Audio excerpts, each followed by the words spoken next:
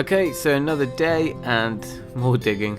This time around Dad's over, which was really helpful because this is like the last slog at it really, to get the bulk of it out ready for planting. We're still chipping through that hardcore, that stony sub-base until we get down to soil. We're on our second skip at the moment. That's really where the whole expense came from for this project, and I didn't really estimate that very well.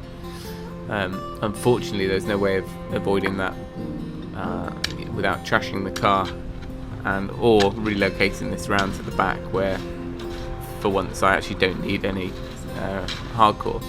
So it's a case of getting it out, shifting it over. I found it easier to get everything up onto the drive first and then shovel with the flat shovel from there.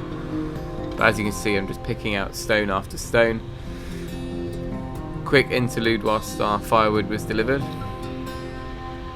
But with all that stone, I'm trying to sort it all out in a way that I can use it in the future. You can see on the right here, the wall has been hit by a vehicle or something, and I'm going to need to rebuild certain parts. We're also going to increase the height of the ends, the gate posts, to put in some gates in the future. You can see here the clay. I was basically digging down to the top of the clay, and then Dad was following up and digging out the chunks of clay. You can see in there the kind of layers of the tarmac sub-base, then down to the clay. And we'd gone down too far, to be honest. We went down 2 feet, and obviously the root balls are only about 10-12 inches deep, but I wanted to get ready. You see how thick and kind of wet, well, not wet, but stodgy this clay is. I didn't think it was going to be that good for the roots, certainly not immediately around the roots, so we decided to take out quite a lot of that. Probably filled half of the skip with the clay alone, and then unfortunately that meant we had to backfill it with fresh soil. So what I ended up doing is taking out the hardcore, the stone, the rubbly stone, and transporting that down to the side of the house. Down the lane you can get to the end of our garden basically, and down there is going to be where I'm going to be building a shed in the future. I've got to take out a section of hedge, so this is my garden, don't worry. I'm basically moving everything down there, throwing it over to create a pile the other side. That way, in 6 months time I'm not buying more stone in. So I put probably 20-30 of those buckets over there, so that should leave us in a good position for next year.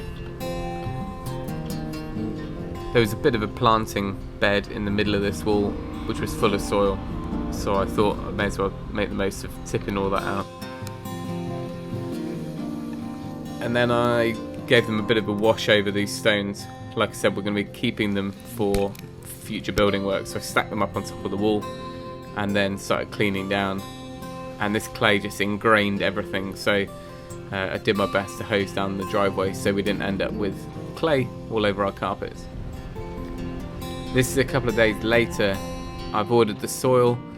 I had to order 4 tons, and I wanted to keep it off the drive, so I ended up using some of this DPM over the gravel section. Now obviously I don't want soil in the gravel because that's going to lead to lots of weeds, which there's already a few sprouting up, so I figured I'd cover the whole driveway with this and then get it tipped on there. But at this point I couldn't really visualise what 4 tons of soil would look like, so I'm kind of just cross fingers really that it'll fit on here. I was pretty optimistic, but I still used a couple of sleepers on either side, both to kind of stop the soil rolling off onto the gravel at the sides, but also just to keep the membrane down in the wind.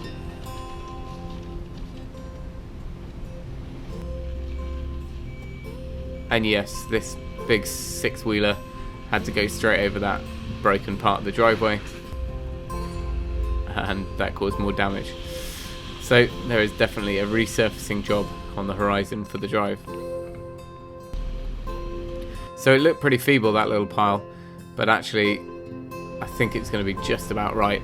After all, I didn't want a ton of soil left over. And then that night I did the final bit of digging along that last trench on one side of the driveway, and I actually started adding some of the gravel back into the really deep parts just to help with the drainage on top of that clay, and then we'll backfill that so there'll be at least 6 inches of the good soil in there before the root balls.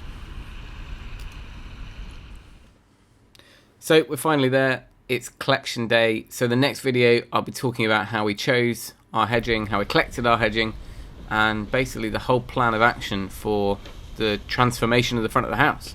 There's been a lot of thought gone into this, and I think Joe's pretty fed up with hearing about it, but it's hedge day tomorrow.